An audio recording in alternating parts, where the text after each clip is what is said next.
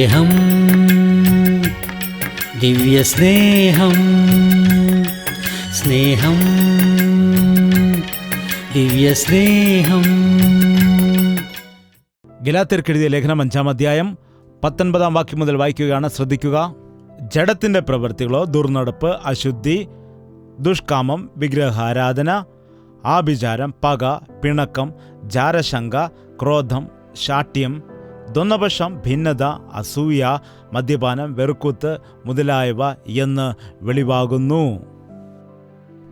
ജഡത്തിന്റെ പ്രവൃത്തികൾ എന്തൊക്കെയാണ്? വലിയൊരു ലിസ്റ്റുണ്ട്. ദുർനടപ്പ്, അശുദ്ധി, ദുഷ്കാമം ഒരു സെറ്റ്. എന്താണ്? വിഗ്രഹാരാധന, ആഭിചാരം എന്നിവ മറ്റൊരു സെറ്റാണ്. അടുത്തത് വന്നിട്ട് പക, പിണക്കം, ജാരശങ്ക, ക്രോധം, ശാഠ്യം, ദ്വന്ദ്വപക്ഷം, ഭിന്നത, അസൂയ. മദ്യപാനവും വെറുക്കൂത്തും അത് മറ്റൊരു കൂട്ടം ആകുന്നു. എന്താണ്? ആത്മാവിനെ അനുസരിച്ച് നടക്കുന്ന മനുഷ്യൻ ജഡപ്രവർത്തികൾക്ക് ഇടം കൊടുക്കുകയില്ല. ഇന്ന് യേശുവിൽ വിശ്വസിക്കുന്നുവെന്ന് പറയുന്നതായ എത്രയോ ആളുകളും ഈ ദുർനടപ്പ്, അശുദ്ധി, ദുഷ്കാമം ഇവയ്ക്കൊക്കെ അവരുടെ ജീവിതത്തിൽ ഇടം കൊടുക്കുന്നുണ്ട്. ഇത് വളരെ അപകടം നിറഞ്ഞ കാര്യമാണ്. ഇതിൽ പറയുന്നു ദുർനടപ്പെന്ന് പറയുകയാണെങ്കിൽ അതിൻ്റെ അർത്ഥം എന്താണെന്നറിയാമോ നിങ്ങൾക്ക്? വിവാഹത്തിന് മുൻപ് പരപുരുഷനുമായിട്ടോ പരസ്ത്രീയുമായിട്ടോ ലൈംഗിക ബന്ധം പുലർത്തുന്നതാണ് ദുർനടപ്പ്. ഇന്ന് എത്രയോ ആളുകൾ സ്നാനപ്പെട്ടവരാണ് എന്ന് പറയുന്ന ആളുകൾ പോലും ദുർനടപ്പിൽ ജീവിക്കുന്നവർ ഉണ്ട്. അബദ്ധത്തിൽ തെറ്റ് ചെയ്തതാണെന്ന് പറയുന്ന ആളുകൾ, വീണുപോയതാണെന്ന് പറയുന്ന ആളുകൾ, അറിയാതെ പാപം ചെയ്തു എന്ന് പറയുന്നവർ ദൈവത്തിൻ്റെ ദൃഷ്ടിയിൽ വലിയ പാപികളായിരിക്കുന്നു എന്ന് മറക്കരുത്. അവർ പ്രാർത്ഥിക്കുന്നുണ്ട്, ദൈവത്തെ ആരാധിക്കുവാൻ വേണ്ടി ആലയത്തിൽ പോകുന്നു, എല്ലാ കാര്യങ്ങളും ചെയ്യുന്നു, എന്നാൽ ദുർനടപ്പ് ഉപേക്ഷിക്കുന്നില്ല. ചിലർ ശാരീരികമായ പാപങ്ങളിൽ വീണുപോകുന്നു, മറ്റു ചിലർ അവരുടെ മനസ്സിൽ തന്നെയാണ് പാപം ചെയ്യുന്നത്. യേശുക്രിസ്തു പറയുവാനിടയായി, വ്യഭിചാരം ചെയ്യരുത് എന്നുള്ള കൽപ്പന നിങ്ങൾ കേട്ടിട്ടുണ്ടല്ലോ. ഞാൻ നിങ്ങളോട് പറയുന്നത്, ഒരു സ്ത്രീയെ മോഹത്തോടുകൂടി നോക്കുന്ന ഏതൊരാളും ഹൃദയത്തിൽ അവളുമായിട്ട് വ്യഭിചാരം ചെയ്തിരിക്കുന്നു. യേശുവിൽ വിശ്വസിക്കുന്നവർ സിനിമ കാണാൻ പോകണ്ട എന്ന് ഞാൻ പറയേണ്ടതില്ലല്ലോ. സിനിമയിൽ അശുദ്ധമായ ചിത്രങ്ങളൊക്കെ കണ്ടുകൊണ്ട് ദൈവ പൈതലായിരിക്കുന്ന നീ എങ്ങനെയിരിക്കും? സ്തോത്രം കർത്താവേ, സ്തോത്രം കർത്താവേ എന്ന് പറഞ്ഞിരിക്കുമോ? അശ്ലീല ചുവയുള്ളതായ അവരുടെ വാക്കുകൾ നീ കേട്ടുകൊണ്ട് നിൽക്കുമോ? അർദ്ധനഗ്നമായിട്ടുള്ളതായ ചിത്രങ്ങൾ കണ്ടുകൊണ്ട് ഇരിക്കുമോ? ഇത് വെറുക്കൂത്താണ്. ഇതാണ് സിനിമ. എന്നാൽ സിനിമയെക്കുറിച്ച് ബൈബിളിൽ പറഞ്ഞിട്ടില്ലെന്നാണ് പറയുന്നത്. എന്നാൽ വെറുക്കൂത്ത് എന്ന് പറയുന്നത് എന്തിനെക്കുറിച്ചാണ്? ഇടയ്ക്കൊരു പാട്ട് വരും, ഇടയ്ക്കൊരു ഡാൻസ് വരും, ഇടയ്ക്കൊരു സ്റ്റണ്ട് വരും. അതിലെ എല്ലാ സിനിമയിലും കണ്ടുകൊണ്ടിരിക്കുന്നത്. എൻ്റെ ചെറുപ്പത്തിൽ ഞാൻ സിനിമ കണ്ടിട്ടുണ്ട്. അന്നും ഇന്നും അതിന് യാതൊരു മാറ്റവുമില്ല. എന്നാൽ ഈ കാലത്ത് കുറച്ച് കളർഫുള്ളായിട്ടുണ്ട്, പുതിയ പുതിയ വീഡിയോ ട്രിക്സുകളൊക്കെ വന്നിട്ടുണ്ട്. എന്നാൽ വിഷയങ്ങളിൽ യാതൊരു മാറ്റവുമില്ല. എത്രയോ ക്രിസ്ത്യാനികൾ സിനിമ കാണുന്നതിന് പോകാറുണ്ട്. അമ്മോ, കൈയെഴുത്താൻ പറഞ്ഞാൽ പിന്നെ ആകപ്പാടെ പ്രശ്നമാകും. നിങ്ങൾ കൈപൊക്കണ്ട. എന്നാൽ നിങ്ങൾ മനസ്സിലാക്കുക, നിങ്ങൾ ശീതോഷ്ണവാന്റെ അവസ്ഥയിലാകുന്നു. ആലയത്തിൽ വരുന്നുണ്ട്, പ്രാർത്ഥന ചെയ്യുന്നുണ്ട്, ബൈബിൾ വായിക്കുന്നുണ്ട്, ആവശ്യമില്ലാത്ത പണികളും ചെയ്യുന്നുണ്ട്. ശരിയല്ലേ? നിങ്ങൾ ശ്രദ്ധിക്കുക, എത്രയോ ക്രിസ്ത്യാനികളുണ്ട് മദ്യപിക്കുന്നതായ ആളുകൾ. ഒരാളോട് ചോദിച്ചപ്പോൾ പറയുകയാണ്, പൗലോസ് തിമോത്തിയോസിനോട് പറയുവാനിടയായില്ലേ എന്ന്. എന്തു പറഞ്ഞുവെന്ന് ചോദിച്ചപ്പോൾ പറയുകയാണ്, വയറ്റിൽ ദഹനത്തിന് വേണ്ടി അല്പം വീഞ്ഞ് സേവിക്കാനല്ലേ പറഞ്ഞത്? അതുകൊണ്ട് ഞാനും കുറച്ച് വീഞ്ഞ് കുടിക്കുന്നുണ്ട്, ഒരു പെഗ് മാത്രമേ കുടിക്കൂ എന്ന് പറഞ്ഞു. ഏത് കുടിയൻ ആണെങ്കിലും അവൻ തുടങ്ങുന്നതായ സമയത്ത് ഒരു പെഗ്ഗായിരിക്കും കുടിക്കുന്നത്. ഒരു പെഗ് മാത്രമായിരിക്കാം. പെഗ് അതിലാണ് തുടങ്ങുന്നത്. ഞാൻ കുടിക്കത്തില്ല, എൻ്റെ ഫ്രണ്ടാണ് എന്നെ കുടിപ്പിച്ചതെന്ന് ഒരാൾ പറയാറുണ്ടായി. അപ്പോൾ ഫ്രണ്ട് പാമ്പിനെ കൊണ്ട് നിന്റെ കഴുത്തിലിട്ടെന്ന് വെറുതെ ഇരിക്കുമോ? എന്താണ്, പാമ്പിനെ പിടിച്ചുകൊണ്ട് വന്നിട്ട് നിന്റെ വായിലേക്ക് അതിൻ്റെ വിഷം ചീറ്റിക്കുകയാണെങ്കിൽ വേണ്ട എന്ന് പറഞ്ഞിട്ട് നീ കുടിക്കുമോ? എന്താണ് ചെയ്യുന്നത്? എന്താണ് പറയൂ? ദുഷ്ടക്കൂട്ടുകെട്ടുകളിൽ അകപ്പെടരുത്. നീ ദൈവപൈതലായിരിക്കുമ്പോൾ ദുഷ്ടന്മാരുമായിട്ട് നിനക്കെന്താണ് കൂട്ടുകെട്ട്? തീറ്റിപ്രിയരുമായി എന്തിനാണ് കൂട്ടുകെട്ട്? ലോകക്കാരുമായിട്ട് നീ എന്തിനാണ് കൂട്ടുകെട്ട്? നീ തണുത്തുപോയിരിക്കുന്നു. ദുർനടപ്പ്, അശുദ്ധി, ദുഷ്കാമം, ഭയങ്കരമായ പാപം നടക്കുന്നു. ഇത് വ്യഭിചാര തലമുറയാണെന്ന് കർത്താവ് പറഞ്ഞു. ഇവിടെ നോക്കിയാലും മാനഭംഗങ്ങൾ, എത്രയോ വ്യഭിചാരങ്ങൾ നടക്കുന്നു. എത്രയോ നിയമങ്ങൾ കൊണ്ടുവന്നിട്ടും ആർക്കും അതിനെ ഒരു രീതിയിലും തടയുവാൻ കഴിയുന്നില്ലല്ലോ. കാരണം ഈ ലോകം നശിച്ചു പോയിരിക്കുന്നതായ ഈ ലോകത്ത് ഞാനും നീയും തീ പോലെ ജ്വലിക്കണമെന്ന് ദൈവം ആഗ്രഹിക്കുന്നു. ജ്യോതിസ്സുകളെ പോലെ പ്രകാശിക്കണമെന്ന് ദൈവം ആഗ്രഹിക്കുന്നു. എത്ര ദൈവത്തിന്റെ മക്കൾക്ക് ആ ആഗ്രഹമുണ്ട്? പറയുക. എത്ര പേർക്ക് ആഗ്രഹമുണ്ട്? എനിക്ക് തീ പോലെ ജ്വലിക്കണം, എനിക്ക് കർത്താവിന്റെ സന്നിധിയിൽ ഒരു ആയുധമായി ഉപയോഗിക്കപ്പെടണം എന്ന്, എനിക്ക് യേശുക്രിസ്തുവിന് വേണ്ടി കത്തി ജ്വലിക്കണം എന്ന് എത്ര പേർക്ക് പറയുവാൻ കഴിയും? പാപം കാണുമ്പോൾ, അശുദ്ധി കാണുമ്പോൾ അതിൽ തളർന്നു പോകുന്നവർ, മധുരമായ വാക്കിന് കീഴ്പ്പെട്ടു പോകുന്നവർ, ജഡപ്രവർത്തികൾക്ക് കീഴടങ്ങി പോകുന്നവർ ശീതോഷ്ണവാനായവന്റെ അവസ്ഥയിലാകുന്നു. അടുത്തതെന്താണ്? അശുദ്ധി, ദുഷ്കാമം, അതുപോലെ വിഗ്രഹാരാധന. വിഗ്രഹാരാധന എന്താണെന്ന് നമുക്കറിയാം. ക്രിസ്ത്യാനികൾ വിഗ്രഹാരാധന ചെയ്യുമോ ഇല്ലയോ? ദൈവത്തെക്കാൾ കൂടുതൽ നീ സ്നേഹിക്കുന്നത് എന്തിനെയാണോ അതാണ് നിന്റെ വിഗ്രഹം. നീ സെൽഫോൺ കൂടുതൽ ഉപയോഗിക്കുന്നുണ്ടെങ്കിൽ നിന്റെ വിഗ്രഹം അതാണ്. നിന്റെ വിഗ്രഹം ഏതാണെന്നാണ് പറയുന്നത്? സെൽഫോൺ. ഇവിടെ സെൽഫോണുള്ളവർ കൈ ഉയർത്തുക എന്ന് പറയുകയാണെങ്കിൽ എന്താണ്? ഒന്ന് ഉയർത്താമോ? ഇത് പാപമൊന്നുമില്ല, അതുകൊണ്ട് കൈ ഉയർത്താം. സെൽഫോണുള്ളവരൊന്ന് കൈ ഉയർത്താമോ? Thank you, thank you, thank you. നിങ്ങളുടെ സെൽഫോൺ മാനസാന്തരപ്പെട്ടതാണോ? നീ മാനസാന്തരപ്പെട്ടിട്ടുണ്ടെങ്കിൽ നിന്റെ സെൽഫോണും മാനസാന്തരപ്പെടേണ്ടതാണ്. അല്ലെങ്കിൽ നിന്റെ വിശ്വാസമെല്ലാം ഊർന്നു പോകാനിടയാകും. കണ്ടില്ലേ? ആ സെൽഫോണ് ഇന്ന് മനുഷ്യന്റെ കൈകളിൽ കൊടുത്തിരിക്കുന്നു. നിന്റെ കയ്യിൽ ദ്രോഹം ഉണ്ടേ എങ്കിൽ അതിനെ അകറ്റുക എന്ന് വചനത്തിൽ പറഞ്ഞപ്പോൾ എനിക്ക് മനസ്സിലായില്ല, എന്നാൽ ഇപ്പോൾ എനിക്ക് നന്നായി മനസ്സിലാകുന്നു. നിന്റെ കയ്യിൽ ദ്രോഹമുണ്ടെങ്കിൽ അതിനെ അകറ്റു എന്ന് പറയുമ്പോൾ നിന്റെ കയ്യിൽ ആയിരിക്കുന്ന ദ്രോഹം എന്താണ്? സെൽഫോണാണ്. ആ സെൽഫോണിൽ എന്തൊക്കെയുണ്ട്? ആവശ്യമുണ്ടതില്ല. ഇപ്പോൾ പറയുന്നു 4G 5G എല്ലാം അഡ്വാൻസ് ആയി പോയിരിക്കുന്നു. എല്ലാം കയ്യിൽ വെച്ചിങ്ങനെ തോണ്ടിക്കൊണ്ടേയിരിക്കുകയാണ്. അതുമാത്രമല്ല, മറ്റു ചിലരാണെങ്കിൽ 24 മണിക്കൂറും ഫോണിൽ സംസാരിച്ചുകൊണ്ടേയിരിക്കുന്നു. വാക്കുകളുടെ പെരുപ്പം നിമിത്തം പാപമുണ്ടാകുന്നുവെന്ന് വചനം പറയുന്നു. എത്ര സമയമാണ് സംസാരിക്കുന്നത്? വെറുതെ ഓരോന്ന് പറഞ്ഞുകൊണ്ട് സമയം ചെലവഴിക്കുകയാണ്. മണിക്കൂറുകൾ മണിക്കൂറുകൾ സമയം ചെലവഴിക്കുന്നു. എങ്ങനെയാണ്? ഹലോ, എന്താണ്, അങ്ങനെയാണ്, ഇങ്ങനെയാണ് എന്നൊക്കെ പറയും.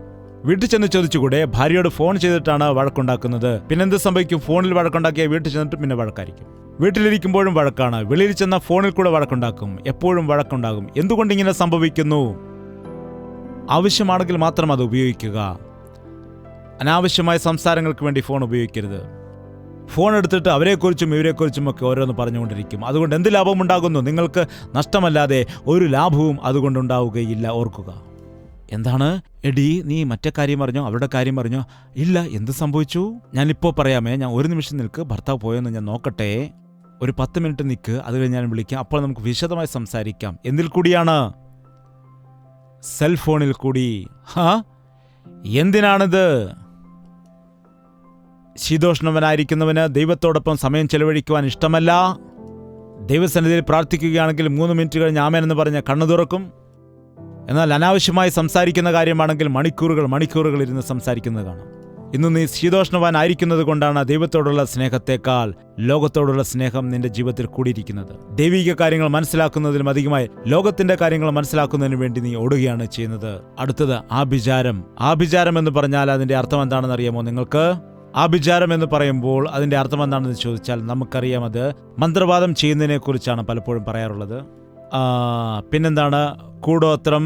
ദൈവമക്കൾ എന്തിനാണ് ഇതിനെ ഭയപ്പെടുന്നത്? ചില ആളുകൾ വന്ന് പറയാറുണ്ട്, ആരോ എനിക്കെതിരെ കൂടോത്രം ചെയ്തിരിക്കുന്നു, അതുകൊണ്ട് ആഹാരം കഴിച്ചിട്ട് എനിക്ക് നല്ലവണ്ണം അത് ദഹിക്കുന്നില്ല. എനിക്കാരോ കൂടോത്രം ചെയ്തിരിക്കുന്നു, അതുകൊണ്ട് എനിക്ക് വളരെ ഭയമാകുന്നു. നീ ഒരു യഥാർത്ഥ വിശ്വാസിയാകുന്നുവെങ്കിൽ, നീ ഒരു യഥാർത്ഥ ദൈവപൈതലാണെങ്കിൽ, ദൈവത്തിന്റെ ആത്മാവ് നിന്നിൽ ഉണ്ടെങ്കിൽ, ദൈവത്തിന്റെ കൃപ നിന്നിൽ ഉണ്ടെങ്കിൽ, നിനക്ക് എതിരായി ഉണ്ടാക്കുന്ന ഒരായുധവും നിന്റെ മേലത് ഫലിക്കുകയില്ല. ഇസ്രായേലിനെതിരായിട്ട് ഒരു മന്ത്രവും ഒരു കൂടോത്രവും ഫലിക്കുകയില്ല. പിന്നെന്തിനാണ് നീ ഭയപ്പെടുന്നത്? നീ ദൈവത്താൽ പ്രകാശിക്കുന്ന വ്യക്തിയാണെങ്കിൽ, നീ ദൈവത്തിന്റെ പൈതലായി നിൽക്കുന്നവനാണെങ്കിൽ, നീ ദൈവത്തിന്റെ ഹിതപ്രകാരം ജീവിക്കുന്ന വ്യക്തിയാണെങ്കിൽ, നീ ഈ ആഭിചാരത്തെയും മന്ത്രവാദത്തെയും കൂടോത്രത്തെയും ഒന്നും ഭയപ്പെടേണ്ടതായ കാര്യം ഇല്ല. ഇന്ന് ക്രിസ്ത്യാനികളായിരിക്കുന്ന അനേകം ആളുകൾ പോലും ഭവനം നിർമ്മിക്കുന്ന സമയത്ത് അവിടേക്ക് പോയിട്ട് ഒന്ന് പറയണേ, എൻ്റെ കൈ നോക്കിയിട്ടൊന്ന് പറയണമേ. കൈനോട്ടക്കാരൻ നിന്റെ കൈ നോക്കിയല്ല പറയുന്നത്, നിന്റെ മുഖം നോക്കിയാണ് പറയുന്നത്. നിന്റെ മുഖത്തെ ഫീലിംഗ് കണ്ടിട്ട് അതനുസരിച്ചാണ് പറയുന്നത്. അവൻ പറയും, ഭയപ്പെടരുത്, ഭയപ്പെടരുത്, ഭയപ്പെടരുത്, ഭയപ്പെടരുത്, ഭയപ്പെടരുത്, ഭയപ്പെടരുത്. നീ ചിന്തിക്കുകയാണ്, ചിന്തിക്കുകയാണ്, ചിന്തിക്കുകയാണ്. അതെ, ചിന്തിക്കുകയാണ്. വീട് വിൽക്കാൻ കഴിയുമോ എന്ന് നീ ചിന്തിക്കുകയാണ്. നീ ചിന്തിക്കുകയാണെന്ന് പറയുമ്പോൾ തന്നെ നീ പറയുന്നത് എന്താണ് ചിന്തിക്കുന്നതെന്ന്. എന്തൊരു മനുഷ്യരാണ് ഈ കാലത്ത്. ദൈവത്തിൻ്റെ മക്കളായിരിക്കുന്ന നിങ്ങൾ ജ്യോതിഷം നോക്കുന്നതിന് വേണ്ടി മന്ത്രവാദിയുടെ അടുക്കലൊന്നും പോകാൻ പാടില്ല. അത് നിങ്ങൾക്ക് ശാപമാണെന്ന് ലേവ്യ പുസ്തകത്തിൽ എഴുതിയിരിക്കുന്നു. നിങ്ങളത് ശ്രദ്ധിച്ചു വായിക്കുക. നീ ദൈവത്തിന്റെ പൈതലാണെങ്കിൽ നിന്റെ കരം ദൈവത്തിന് കൊടുക്കൂ, അവൻ കരം പിടിച്ച് നടത്തുവാനിടയാകും. കൂരിരുൾ താഴ്വരയിൽ കൂടി നടന്നാലും എനിക്ക് ഒരു ഭയവുമില്ല, അത് ഏതവസ്ഥയിലാണെങ്കിൽ കൂടി. എന്റെ കർത്താവിന്റെ കൂടെയുണ്ട്, ഞാൻ ഭയപ്പെടുകയില്ല. നിന്റെ വലം കരം പിടിച്ച് നടത്തുമെന്ന് പറഞ്ഞതായ കർത്താവ്, നിന്നെ വീഴാതെ കാക്കുന്നതായ കർത്താവ് നിന്റെ കൂടെ ഉണ്ടായിരിക്കുമ്പോൾ ഒന്നിനും കൊള്ളാത്തവരുടെ മുൻപിൽ എന്തിനാണ് നിന്റെ കരം നീട്ടുന്നത്? എന്തിനാണ്? നീ ശീതോഷ്ണവാനായിട്ട് വീണുപോയിരിക്കുകയാണ്. ദൈവത്തിന്റെ ആത്മാവിനാൽ നിറയപ്പെട്ട ശൗല് കർത്താവിന്റെ നാമത്തിനു വേണ്ടി തീക്ഷ്ണതയോടെ സാക്ഷിയായി ജീവിക്കുവാനിടയായി. എന്നാൽ എപ്പോഴാണോ അതിൽ നിന്ന് വീണുപോയത്, ദൈവത്തിന്റെ ഹിതം അറിയുവാൻ കഴിയുന്നില്ല, ദൈവത്തിന്റെ ഉദ്ദേശം അറിയുവാൻ കഴിയുന്നില്ല. പിന്നെന്താണ് ചെയ്തത്? താൻ ഓടിച്ചുവിട്ടതായ വെളിച്ചപ്പാടുകാരെ, മന്ത്രവാദികൾ, അവൻ രാജാവായതിനു ശേഷം ആ രാജ്യത്ത് നിന്ന് ഈ മന്ത്രവാദികളെല്ലാം പുറത്താക്കിയ അതിനുശേഷം ഭക്തിയിൽ വീണുപോയതിനു ശേഷം അവരെ അന്വേഷിച്ചിട്ട് ചെന്ന് ദൈവത്തിന്റെ ഹിതം അറിയുവാൻ വേണ്ടി പരിശ്രമിച്ചു. വിശ്വാസത്തിൽ നിന്ന് വീണുപോയവരാണ് ഇങ്ങനെയൊക്കെ ചെയ്യുന്നത്. വെള്ളിയാഴ്ച നല്ലതല്ല, ചൊവ്വാഴ്ച നല്ലതല്ല, പല്ലി വീണാൽ ശാപമാണ്, പൂച്ച ചാടിയാൽ കഷ്ടം. നിങ്ങൾക്ക് അങ്ങനെയൊക്കെ ഉണ്ടോ? ഇല്ലേ? പാവം ഒരു സ്ത്രീയുടെ ഭർത്താവ് മരിച്ചുപോയി, അവൾ എതിരെ വരികയാണെങ്കിൽ നോക്ക്, അവൾ വരുന്നുണ്ട്. എന്താണ്? എവിടെ നിന്നാണ് വന്നത് ഈ അന്ധവിശ്വാസങ്ങൾ? ഇതിന്റെ അടിസ്ഥാനം എന്താണ്?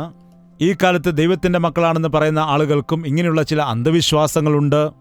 അതുപോലെ രാഹുകാലം ഒരിക്കൽ ഒരു ബ്രദർ വന്ന് പറയാനിടയായി, പാസ്റ്റർ നാളെ എൻ്റെ വീട്ടിൻ്റെ തറക്കല്ലിടലാണ്, അതിരാവിലെ വരണമെന്ന് പറഞ്ഞു. എത്ര മണിക്ക് വരണം? 7 മണിക്ക് വരണം. രാവിലെ എനിക്ക് വരാൻ കഴിയില്ല, എനിക്ക് കുറച്ച് പ്രോഗ്രാമൊക്കെ ഉണ്ട്, അതിനുശേഷം വന്ന് പ്രാർത്ഥിച്ചാൽ. അത് പറ്റത്തില്ല ബ്രദർ, രാവിലെ തന്നെ 7 മണിക്ക് തന്നെ വന്നിട്ട് പ്രാർത്ഥിച്ചിട്ട് പോകണമെന്ന് പറഞ്ഞു. ഇപ്പോൾ എന്ത് ചെയ്യാം? അത്രമാത്രം നിർബന്ധിക്കുമ്പോൾ ശരി, ആ സമയത്ത് വരാമെന്ന് പറഞ്ഞു. ശരി, അങ്ങനെ പോയി. 5 മിനിറ്റ് മുമ്പാണ് അവിടെ ഞാൻ ചെല്ലുവാനിടയായത്. നേരത്തെ ചെന്നത് കുടുംബത്തിന് വേണ്ടിയും പ്രാർത്ഥിക്കാമെന്ന് ചിന്തിച്ചാണ്. അങ്ങനെ ഞാൻ ചെന്ന് എവിടെയാണ് പ്രാർത്ഥിക്കണമെന്ന് ചോദിച്ചു. അപ്പോൾ പറഞ്ഞു, നിൽക്ക് ബ്രദർ, നിൽക്ക്, ആ സമയം എത്ര എന്ന് അടുത്തുള്ള വ്യക്തിയോട് ചോദിക്കുകയാണ്. നിൽക്കൂ, സമയം എന്തിനാണ് നോക്കുന്നത്? ഞാൻ പ്രാർത്ഥിച്ചിട്ട് പോകാമെന്ന് പറഞ്ഞപ്പോൾ, ഒന്ന് നിൽക്കണം, ഒരു 5 മിനിറ്റ് ഉണ്ട്, 5 മിനിറ്റ് നിൽക്ക്, 7 മണിയാകാൻ ഇനി 5 മിനിറ്റ് കൂടെ ഉണ്ട്. 7 മണി കഴിഞ്ഞാൽ പിന്നെ നല്ല സമയമാണെന്ന്, രാഹുകാലം പോകുമെന്നാണ് പറയുന്നതെന്ന്. 7 മണി കഴിഞ്ഞ് നല്ല സമയത്ത് നല്ല പാസ്റ്റർ വന്നിട്ട് പ്രാർത്ഥിക്കുകയാണെങ്കിൽ നല്ല വീട് പണിയാൻ കഴിയുമെന്നാണെന്ന്. ഇവൻ ശീതോഷ്ണവാനാണോ അതോ വിശ്വാസിയാണോ? പറയൂ, നിങ്ങളുടെ വീട്ടിലും നിങ്ങൾ ചെയ്യുന്നതായ പണി ഇങ്ങനെയാണോ? ദൈവം സൃഷ്ടിച്ചത് എല്ലാം നല്ലതായിരുന്നു. നിങ്ങൾ വായിച്ചിട്ടില്ലേ? ഉൽപ്പത്തി പുസ്തകം 1-ാം അധ്യായം വായിച്ചിട്ടില്ലേ? നല്ലത്.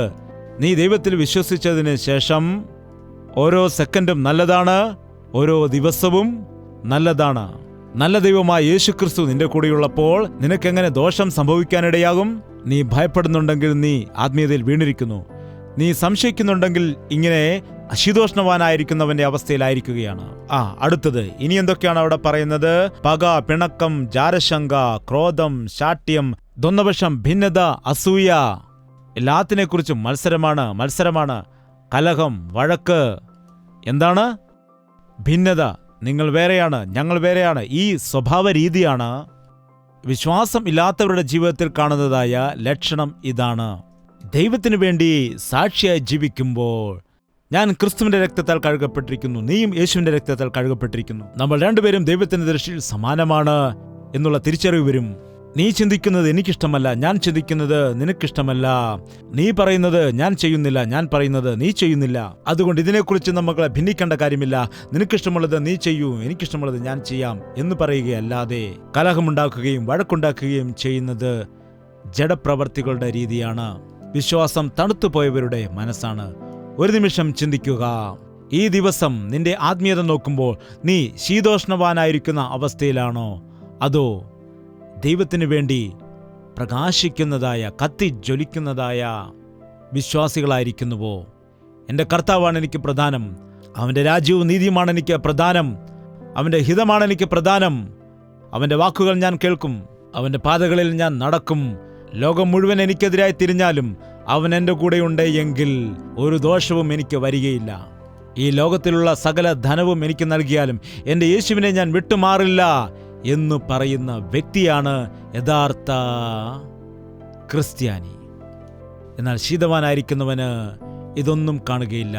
നിങ്ങൾക്ക് ദൈവത്തോട് നീതി പുലർത്താൻ കഴിയുന്നില്ലെങ്കിൽ, അവനെ ആരാധിക്കുവാൻ കഴിയുന്നില്ലെങ്കിൽ, അവനെ ആരാധിക്കുന്നത് നിങ്ങൾ ഉപേക്ഷിക്കുക. നിങ്ങളുടെ ഇഷ്ടം പോലെ ആകട്ടെ, നിങ്ങളുടെ ഇഷ്ടം പോലെ ചെയ്യുക.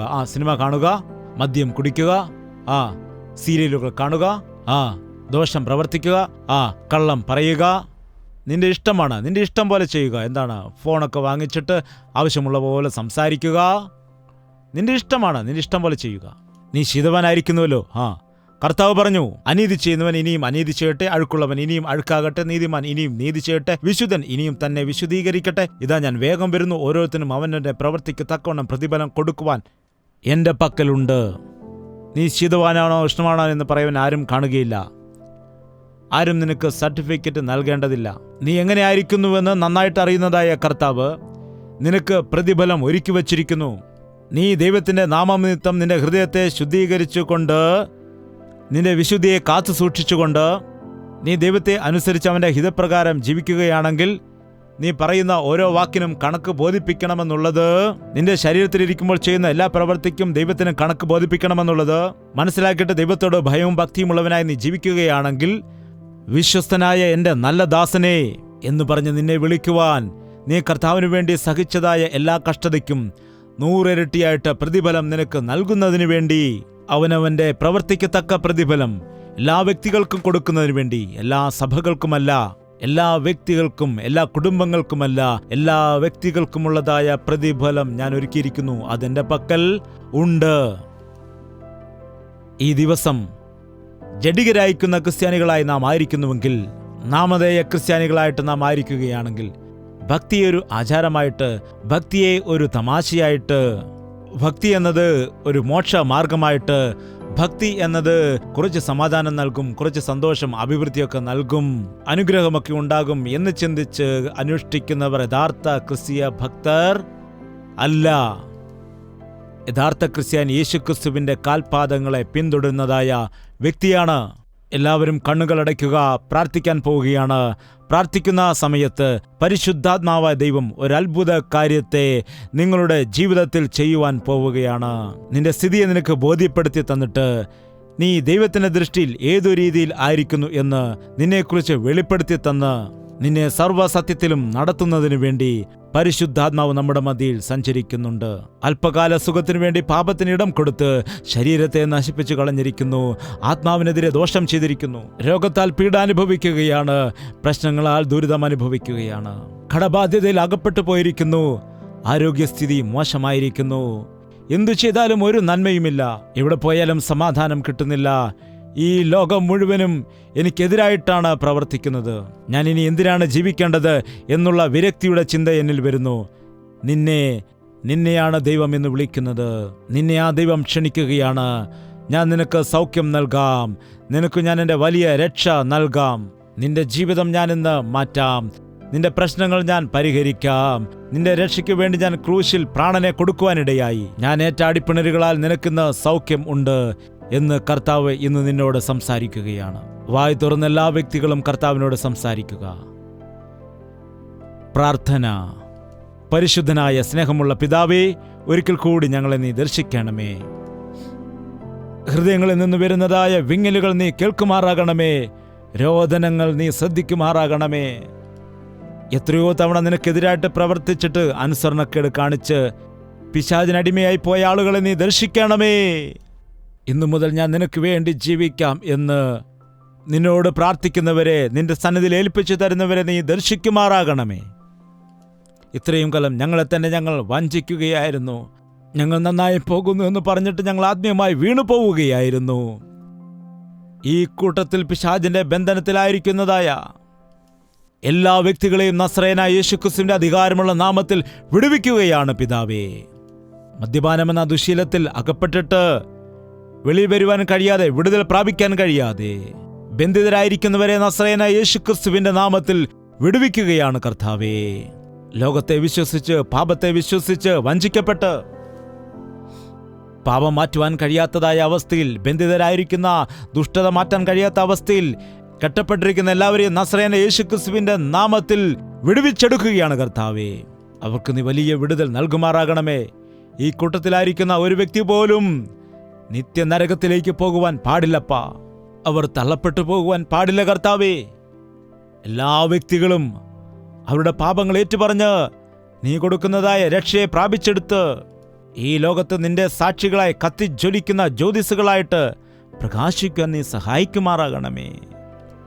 ഞങ്ങൾ ദൗർഭാഗ്യരല്ല എന്നും ഞങ്ങൾ ദുഷ്ടന്മാരല്ല എന്നും ഗതികെട്ട ആളുകളല്ല എന്നും ഞങ്ങൾ യേശുവിൻ്റെ രക്തത്താൽ കഴുകപ്പെട്ടവരാണെന്നും നീതിമാന്മാരെ മാറ്റപ്പെട്ട ആളുകളാണെന്നും വിശുദ്ധീകരിക്കപ്പെട്ട ജനമാണെന്നും തിരിച്ചറിഞ്ഞുകൊണ്ട് നിന്റെ സാക്ഷിയായി ജീവിക്കുവാൻ ഞങ്ങൾ എല്ലാവരെയും നീ സഹായിക്കുമാറാകണം. നിന്റെ ആത്മാവിൻ്റെ പ്രവൃത്തികളെ കാണുന്നതിന്, വചനത്തിൻ്റെ ശക്തിയെ അനുഭവിക്കുന്നതിന് വേണ്ടി ഞങ്ങളെല്ലാവരെയും നീ സഹായിക്കുമാറാകണമെന്ന് യേശു ക്രിസ്തുവിൻ്റെ നാമത്തിൽ അപേക്ഷിക്കുന്നു പിതാവേ. നമ്മുടെ പിതാവായ ദൈവത്തിൻ്റെ സ്നേഹവും പുത്രനായ യേശു ക്രിസ്തുവിൻ്റെ കൃപയും ആശ്വസിപ്പിച്ച് വഴി നടത്തുന്ന പരിശുദ്ധാത്മാവിൻ്റെ കൂട്ടായ്മയും സഹവാസവും നാം ഓരോരുത്തരോടും നാം പ്രാർത്ഥിച്ചതായ സകല വിഷയങ്ങളോടും ഇന്നു മുതൽ എന്നേക്കും ഉണ്ടായിരിക്കുമാറാകട്ടെ. ആമേൻ, ആമേൻ, ആമേൻ. യേശുവേ യേശുവേ യേശുവേ യേശുവേ യേശുവേ യേശുവേ യേശുവേ യേശുവേ. നിന്നെ നിന്നെ എന്നും ഞാൻ സേവിക്കും, നീ മാത്രം രാജാവെന്നും. നിന്നെ നിന്നെ എന്നും ഞാൻ സേവിക്കും, നീ മാത്രം രാജാവെന്നും. യേശുവേ യേശുവേ യേശുവേ യേശുവേ യേശുവേ യേശുവേ യേശുവേ യേശുവേ യേശുവേ യേശുവേ യേശുവേ.